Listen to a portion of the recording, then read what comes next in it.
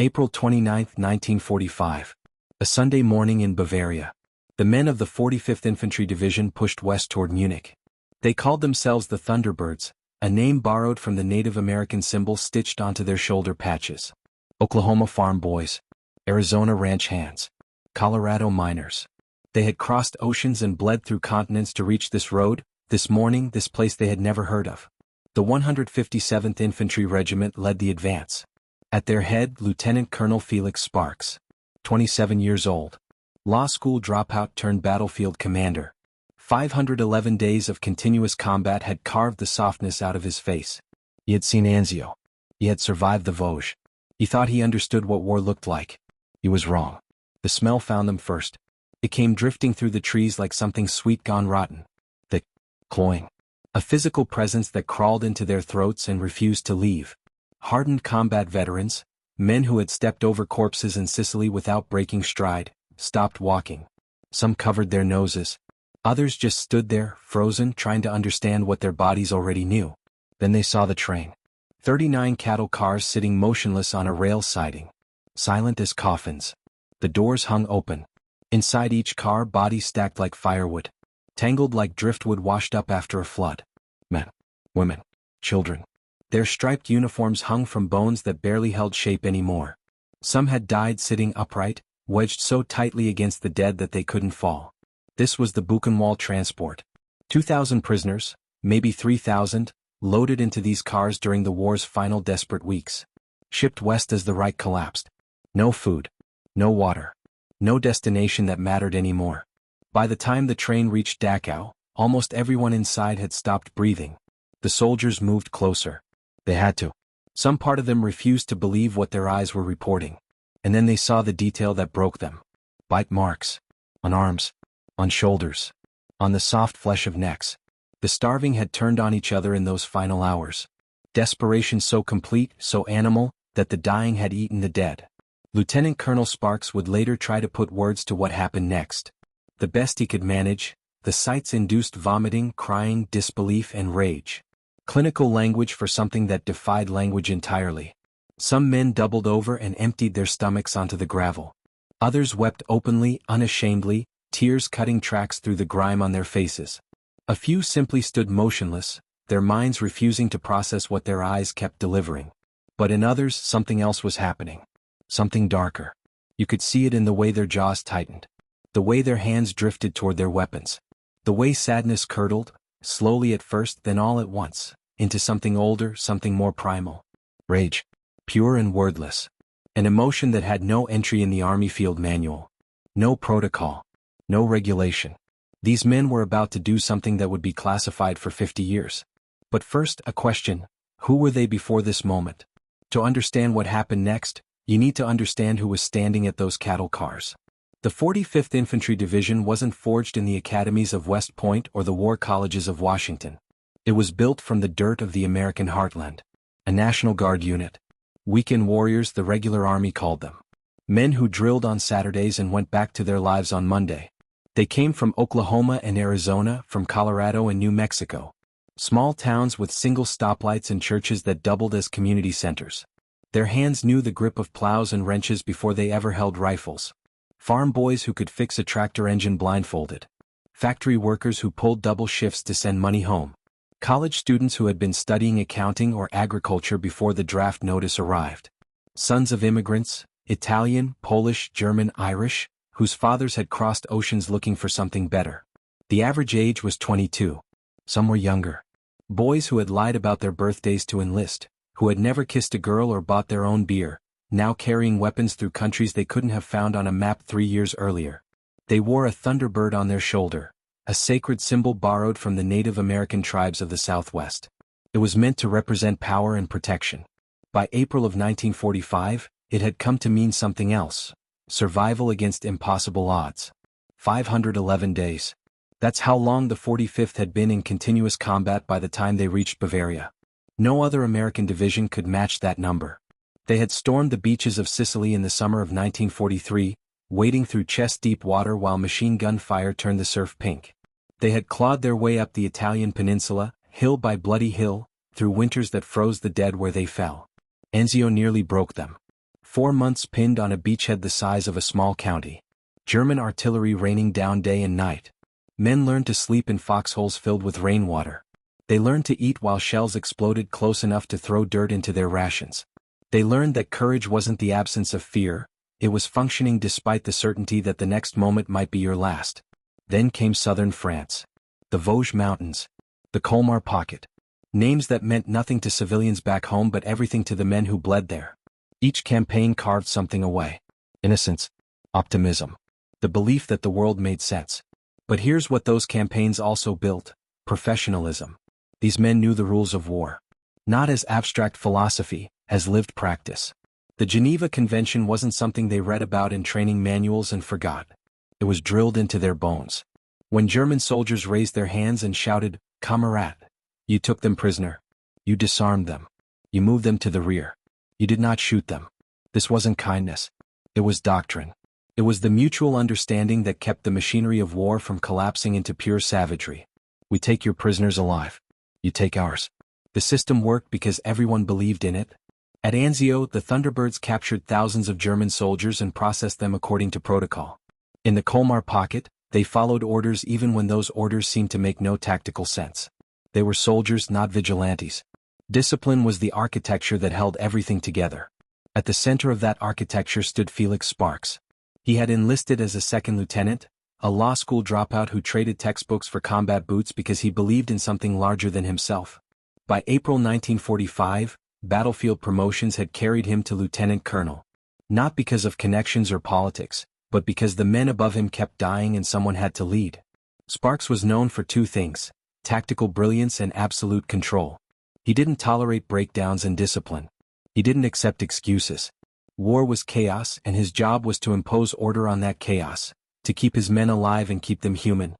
As the 45th pushed toward Munich in those final weeks, rumors began circulating through the ranks. Whispers passed from unit to unit, carried by soldiers who had heard things from other soldiers who had heard things from somewhere else. There were camps, they said. Not prisoner of war facilities. Something else. Something worse. Places where civilians were sent and never returned. But rumors were cheap in wartime. Everyone had heard stories. Atrocity propaganda was as old as warfare itself. The men filed the whispers away and kept marching. Dachau wasn't on their maps. Not really. It was an afterthought, a minor objective on the road to the real prize, Munich. The briefing mentioned a facility of some kind. Prisoners, possibly. Expect resistance. No one prepared them for what was actually inside. No one could have. There were no words in the military vocabulary for what waited behind those gates. They had seen death. They had caused death. They had walked through bombed cities and stepped over bodies without flinching. But what waited behind those gates was not war. It was something else entirely. The chaos began before anyone could control it. 2 American divisions had been racing toward Dachau from different directions, and on the morning of April 29th, they arrived almost simultaneously. The 45th Infantry pushed in from the southwest, through the rail yard where the death train sat rotting. The 42nd Infantry Division, the Rainbow Division, approached from the main road, heading straight for the Jurhaus, the camp's gatehouse. In the fog of liberation, command structures collided. General Henning Linden of the 42nd believed his division had jurisdiction. Lieutenant Colonel Sparks of the 45th believed otherwise. While 32,000 prisoners waited behind electrified fences, some dying by the hour, 2 American officers stood arguing about protocol. About who would officially accept the surrender. About whose name would go in the report. The war had less than 2 weeks left and still the paperwork mattered. Into this vacuum stepped a ghost. His name was Heinrich Wicker. 23 years old, the same age as many of the American soldiers who now surrounded him with rifles raised. Wicker was not supposed to be in charge. The senior SS officers, the commandant, the administrators, the men who had signed the orders and maintained the machinery of death, had fled days earlier. They had seen the writing on the wall and vanished into the collapsing Reich, leaving behind their junior officer to answer for their crimes. So Heinrich Wicker did what he had been trained to do. He prepared a formal surrender. His boots were polished to a mirror shine. His uniform was pressed, every crease sharp, every button gleaming. He stepped forward with his spine straight, clicked his heels together in the old Prussian style, and raised his hand in a crisp military salute. Behind him, within clear sight, 39 cattle cars filled with decomposing corpses. The absurdity was almost hallucinogenic. Here stood a representative of the organization that had industrialized murder, attempting to conduct business as usual. As if signatures and handshakes could erase the mountains of dead. As if protocol still meant something in a place where children had been gassed and burned. A Red Cross representative named Victor Maurer had arrived to help facilitate the transfer. He carried papers. He spoke of procedure, of the orderly handover of prisoners, of the international agreements that govern such matters. The Americans stared at him like he was speaking a foreign language. Which, in a sense, he was, the language of civilization. And civilization had died somewhere in those cattle cars. Accounts differ on exactly what happened next. Some say an American officer spat directly in Wicker's face. Others describe a wave of cursing so profane that even combat-hardened sergeants were taken aback. What everyone agrees on is the absolute, visceral rejection of the entire framework Wicker represented. You do not get to do this, their fury said. You do not get to murder thousands and then surrender like a gentleman. You do not get to click your polished heels while standing in a graveyard of your own making. The Geneva Convention, that sacred text the Thunderbirds had followed through Sicily and Anzio and the frozen hell of the Vosges, suddenly felt like a cruel joke. A contract signed by parties who shared a basic understanding of human dignity. The SS had voided that contract. They had opted out of civilization itself. And in that moment something broke. The gates opened. Beyond them lay 32,000 human beings. Though human felt like the wrong word for what the soldiers saw. These were sketches of humans. Suggestions of the people they had once been. Skin stretched over skulls. Eyes too large for faces that had lost all their softness. Limbs like branches stripped of bark. They wore striped uniforms that hung from their frames like sails from broken masts. Some could not stand. Some could not lift their heads. They lay in barracks that reeked of disease and death, too weak to move, waiting for an end that had almost come too late. And then they saw the uniforms. Not the gray-green of the Wehrmacht. Not the black of the SS. Olive drab. American olive drab. The sound that rose from the camp was not cheering. It was something more primal than that. A low moan that started somewhere deep in 32,000 chests and built into a wave. A sound of disbelief, of hope so fragile it was almost pain. Amerikaners. The word spread like fire through dry grass. Prisoners who hadn't walked in weeks dragged themselves toward the fences. Skeletal hands reached through the wire. Voices that had forgotten how to speak above a whisper began to scream. The soldiers stood frozen. The train had shown them the dead. Now they were looking at the dying. At what months and years of systematic starvation and torture had done to human bodies. At the mathematics of evil. This many calories withheld, this many beatings administered, this many diseases left untreated equals this. This horror. This warehouse of the almost dead. Some prisoners wept. Some laughed, a terrible broken sound. Some simply stared as if they couldn't quite believe that the Americans were real. That salvation had actually come. And the soldiers, who had followed orders through 511 days of combat, who had taken prisoners when doctrine demanded it, who had held their fire when discipline required it, felt the last threads of restraint beginning to fray. The rules of war evaporated. Not slowly. Not gradually. All at once, like morning fog burned away by a terrible sun. Here is the paradox that would haunt historians for decades. The men of the 45th Infantry Division were about to commit acts that, by every legal definition, constituted war crimes. They were about to execute prisoners who had surrendered. They were about to stand by while inmates beat guards to death with shovels. They were about to become, for one blood-soaked hour, the very thing they had been fighting against. And yet, the SS had built a system designed to annihilate human dignity itself. They had constructed factories of death and staffed them with bureaucrats who clocked in and clocked out, who went home to their families and slept soundly, who convinced themselves they were simply following orders. They had opted out of every norm, every law, every basic principle that made civilization possible. Can you apply civilized rules to those who have abandoned civilization? The question has no clean answer.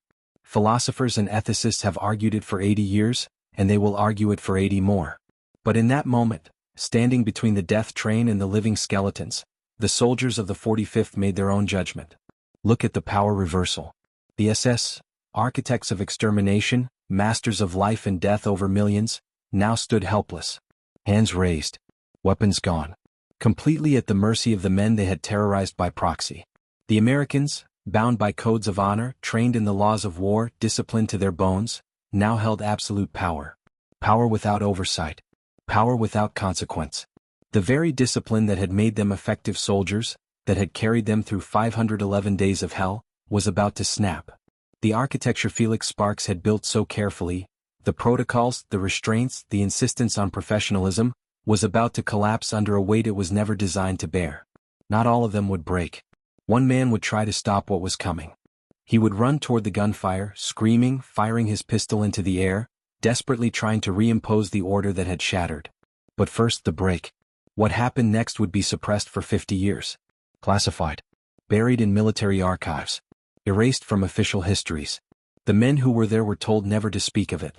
The reports that documented it were sealed and filed away in folders marked for destruction. Until 1991, when the files surfaced in the National Archives. When the truth finally clawed its way into the light. This is what they contained. The coal yard sat behind the camp hospital. A utilitarian space. High concrete walls on 3 sides, open on the 4th. The kind of place designed for storage, for the dull work of keeping furnaces fed. On April 29, 1945, it became something else entirely. What the simplified histories often forget is this. Minutes before the soldiers reached the coal yard, they had been in a firefight. SS guards positioned in the hospital towers had opened fire on the advancing Americans. Bullets cracked past helmets. Men dove for cover behind walls and vehicles. The Thunderbirds returned fire, clearing the building room by room in the methodical, violent choreography they had learned through 500 days of combat. So when they reached the coal yard, their blood was already running hot. Adrenaline had flooded their systems. The chemical cocktail of combat, cortisol, norepinephrine, the ancient hormones that turn men into weapons, was coursing through their veins. They had just been shot at. Some of their brothers might be bleeding. And behind them, always behind them, the memory of those cattle cars. The SS guards in the coal yard had seen enough. The war was over. Everyone knew it. Hitler was dead or dying in his bunker. The Reich was collapsing like a house built on sand. Resistance was suicide. So they surrendered. Some raised their hands. Others dropped their weapons and knelt on the coal-dusted ground. A few shouted the phrase that had become the white flag of the dying Reich, Hitler kaputt. The war is finished. We give up. We are done. There were approximately 50 of them. The exact number would later become a matter of bitter dispute, but 50 is the figure most historians have settled on, a compromise between competing accounts that can never be fully reconciled. The Americans lined them against the wall. What happened next depends on who you believe. One account comes from Dr. Howard Buechner, a medical officer who claimed to witness the events. According to Buechner, a lieutenant named Jack Bushyhead, a Native American officer from Oklahoma, gave a direct order: line them up. Execute them. This was not a breakdown of discipline. It was a command decision. Righteous vengeance sanctioned from above. The other account comes from Lieutenant Colonel Felix Sparks himself. In his telling, there was no order. There was chaos. A group of SS prisoners being guarded. Tension crackling like static electricity. And then something snapped. Not on command but in panic. A trigger pulled too soon. Contagion spreading through the line. One officer claimed it was a command. The commander on scene called it a breakdown. The truth died with the men who pulled the triggers. What we know for certain is this. Approximately 50 SS guards stood against that wall. Some had their hands raised. Some were kneeling. Some stared straight ahead with the blank faces of men who knew what was coming. Others wept. Others prayed. And for one long moment, nothing happened. The silence before violence has a texture to it. Oh wait. The air itself seems to thicken. Every man present, American and German alike, knew they were standing on the edge of something irreversible. Something that could not be taken back. Then the silence broke. The gunner's name was William C. Byrd. The other soldiers called him Bird-Eye. He was young. And 20 minutes earlier he had walked past the death train. He had seen the bodies stacked like cordwood. He had smelled the sweetness of human decay. He had looked into cattle cars and seen children, stacked like firewood, their bodies bearing the marks of final, desperate cannibalism. Now he sat behind a .30 caliber machine gun, a belt of ammunition fed into the receiver. The weapon was positioned on the ground, braced and ready, pointed at 50 men standing against the concrete wall. What went through his mind in that final second? Rage? Grief? The faces of the dead children in those train cars? Or nothing at all? Just the pure red emptiness that combat sometimes brings, when the thinking mind shuts down and something older takes over? We will never know. Bird-Eye never spoke publicly about that moment. The official reports were sealed. The witnesses scattered to the corners of America and carried their secrets to their graves. What we know is what happened next. The machine gun opened fire. Veterans who heard it described the sound as ripping canvas. Not the deep thunder of Hollywood gunfire, but something flatter, faster, more industrial. A mechanical chatter that echoed off the concrete walls and seemed to come from everywhere at once. 10 seconds. That's approximately how long it lasted. The time it takes to empty a belt of ammunition. The time it takes to inhale twice. The time it takes for 50 men to become bodies. The aftermath was disputed from the moment it ended. Sparks, in his account, claimed 12 to 17 SS guards died in the coal yard. Buechner would later write that 346 were executed across all the incidents at Dachau that day. The photographs tell their own story. Signal Corps photographer technician 4th grade Arlen B. Musser documented the scene. His images, analyzed decades later, show 15 to 20 bodies crumpled at the base of the wall. The visual evidence supports Sparks. But in that moment, numbers didn't matter. What mattered was that Lieutenant Colonel Felix Sparks heard the gunfire and started running. He sprinted toward the coal yard, boots pounding against the ground, his mind racing through every possible scenario. He already knew, somehow, what he would find. The discipline he had built so carefully, the protocols he had enforced through 500 days of combat, all of it was shattering. He rounded the corner and saw Bird-Eye still firing, still emptying rounds into bodies that had already fallen. The wall was painted with blood. Men lay in heaps. Some were still moving, twitching, crawling, dying slowly. Sparks drew his pistol and fired into the air. Stop. God damn it, stop. He ran to the machine gun and kicked Bird-Eye off the weapon. Physically removed him. The young soldier looked up with eyes that seemed to belong to someone else, someone who had left and might never fully return. The gun fell silent. The echoes faded. And Felix Sparks stood in a coal yard full of corpses, trying to reimpose an order that had already died. The coal yard was not the only sight. Across the camp, the same scene played out in terrible variations. The collapse of restraint was not isolated. It was systemic, a contagion spreading through the liberating force in real time. At Tower B, a guard tower overlooking the camp's moat, SS soldiers attempted to surrender. They had watched the Americans advance. They had heard the gunfire from other parts of the complex. They knew resistance was death. So they climbed down. One by one they descended the ladder from the tower. Hands visible. Weapons abandoned. The universal posture of surrender, the gesture that was supposed to guarantee safety under the laws of war. They were shot as they climbed. Approximately 17 SS guards died at Tower B. Their bodies tumbled from the ladder and splashed into the moat below. They floated face down in the dark water, uniforms billowing, blood spreading in slow clouds. And then came the detail that would haunt the men who witnessed it for the rest of their lives. Some soldiers walked to the edge of the moat and fired into the water. Making sure.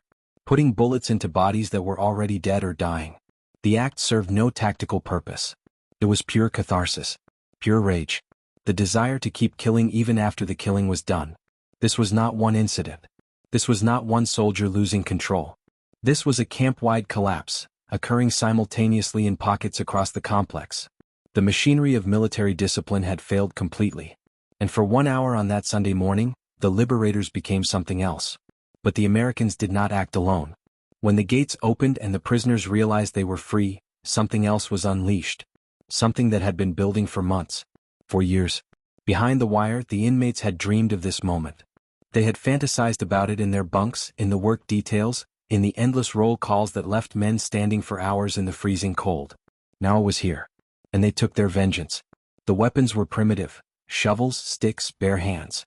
The tools of men who had been stripped of everything except their rage. They fell upon the remaining SS guards. And upon the capos, the prisoner functionaries who had collaborated with the Nazis in exchange for slightly better treatment. One guard was beaten for 20 minutes, surrounded by a circle of skeletal figures who took turns swinging. Shovels, sticks, fists.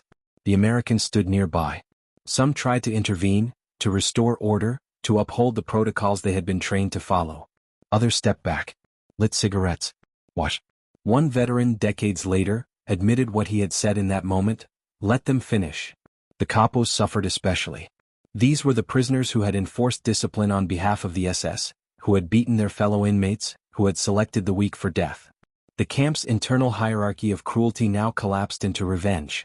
One capo was drowned in a latrine, held under the surface of human waste until he stopped struggling. a death designed to match the degradation he had inflicted on others. Estimates suggest that between 25 and 50 guards and collaborators died at the hands of liberated prisoners that day. The exact number is impossible to verify. The chaos was total. The record-keeping non-existent. Not everyone participated. Some prisoners were too weak to move. Others wanted no part of the violence.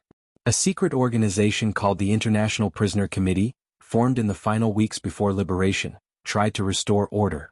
They understood that mob justice, however satisfying, would ultimately consume itself. That the line between victim and perpetrator could blur faster than anyone imagined. But their voices were drowned in the roar. For 1 hour, Dachau belonged to rage. To vengeance. To the raw human need to make someone pay for what had been done. Within hours, the shooting stopped. Within days, the investigation began. Within weeks, it was buried. The bodies were still warm when the paperwork began. Within hours of the liberation, reports started filtering up the chain of command. Eyewitness accounts. Rumors. Whispered conversations between officers who had seen things they weren't sure how to classify. By the end of the day, the United States Army knew it had a problem. Lieutenant Colonel Joseph Whitaker was assigned to investigate. Whitaker was an inspector general officer, a military auditor, essentially. His job was to determine facts, assign blame, and recommend consequences.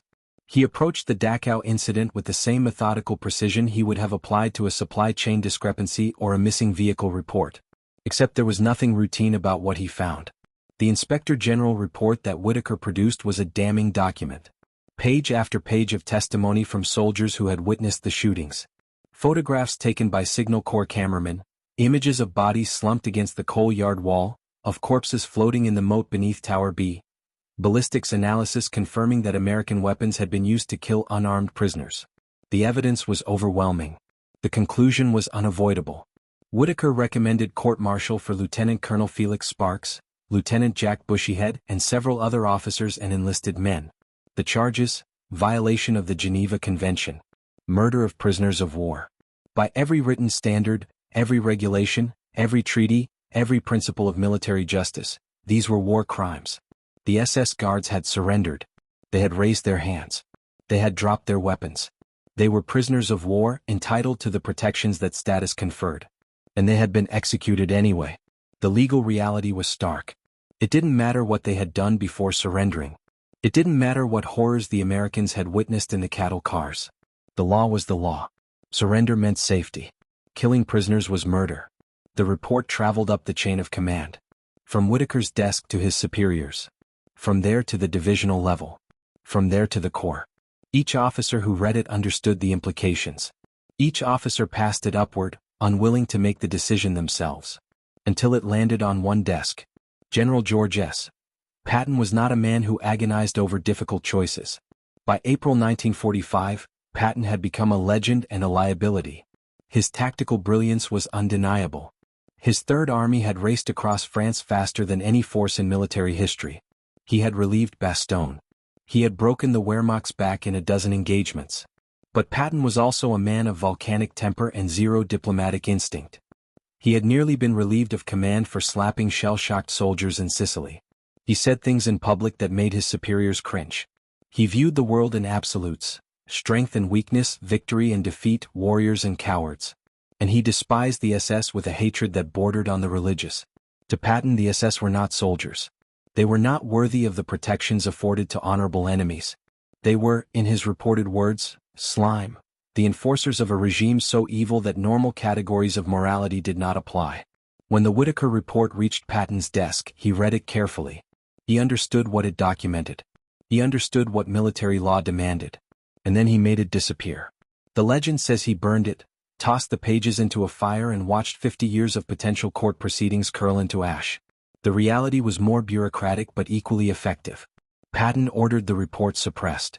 Filed away, in military parlance, a phrase that meant it would be buried in archives, classified, forgotten. The charges were dismissed. Not overturned on appeal. Not argued before a military tribunal. Simply erased as if they had never existed. The sentiment attributed to Patton captures his reasoning, even if the exact words are apocryphal. You walk into a place like that, see what they saw, and expect my boys to follow the rulebook? Hell no. He didn't pardon the soldiers. A pardon would have acknowledged guilt. Instead, he simply eliminated the accusation. No charges meant no trial. No trial meant no verdict. No verdict meant the men of the 45th Infantry Division could go home with honorable discharges, their records clean, the events of April 29 officially unremembered. The report was sealed. The witnesses were scattered. The war ended 9 days later. And for 50 years the Dachau reprisals existed only in whispers. In the private nightmares of men who had been there. In oral histories that contradicted each other. In rumors that couldn't be verified. Until 1991. That year, researchers working in the National Archives discovered a collection of files that had been declassified under routine procedures. Among them, the Whitaker report. Complete. Intact. The testimony. The photographs. The recommendations. All of it preserved. Waiting for someone to find it. 50 years of silence, broken by an archivist opening a box. Felix Sparks went home. He finished the law degree he had abandoned to fight. He built a career. Rose through the legal system of Colorado until he sat on the state Supreme Court. A judge now instead of a soldier. A man who spent his later years interpreting law rather than violating it. He spoke openly about Dachau in his final decades. Gave interviews. Wrote accounts. He never denied what had happened in the coal yard, but he framed it as a breakdown, a tragic loss of control, not a sanctioned execution. He had tried to stop it, he said. He had kicked Birdeye off the gun. He had done what he could. Whether that was the whole truth only he knew. He died in 2007 taking his certainties with him. The other men, the unnamed soldiers, the farm boys and factory workers who had stood at that wall, scattered across America. They married. Had children. Took jobs in industries that had nothing to do with war. Some lived full lives, the memories fading into the background noise of decades. Others were not so lucky. Alcoholism claimed some. Depression claimed others. What we now call moral injury, the psychological wound of having violated your own deepest values, followed them like a shadow. They had crossed a line in the coal yard and some part of them never crossed back. The historians still argue. Buechner versus Sparks. Organized execution versus chaotic breakdown. 346 dead versus 17. The debate will never be resolved. The witnesses are gone. The evidence is ambiguous. The truth is fractured into competing narratives that serve different needs. But here is what remains. 39 cattle cars. 2,000 corpses. Bite marks on the bodies of the starving dead. And a question that has no comfortable answer. History has judged the men of the 45th Infantry Division. Scholars have written papers. Documentarians have made films. Opinions have been rendered from the safety of decades and the comfort of distance. But history wasn't there. History didn't walk past that train. History didn't smell the sweetness of mass death. History didn't look into cattle cars and see children, stacked like firewood, their bodies bearing the marks of final, desperate cannibalism. History didn't stand in the coal yard with a weapon in its hands and 50 SS guards against a wall. The same SS whose organization had built the machinery of annihilation. Who had signed the orders and maintained the records and kept the trains running on time. So here is the question. The one that matters. The one that won't let you sleep tonight. If you had walked past that train, if you had seen what they saw, would you have pulled the trigger? Don't answer too quickly. The men who were there, the ones who lived with it for 60 years, they never could.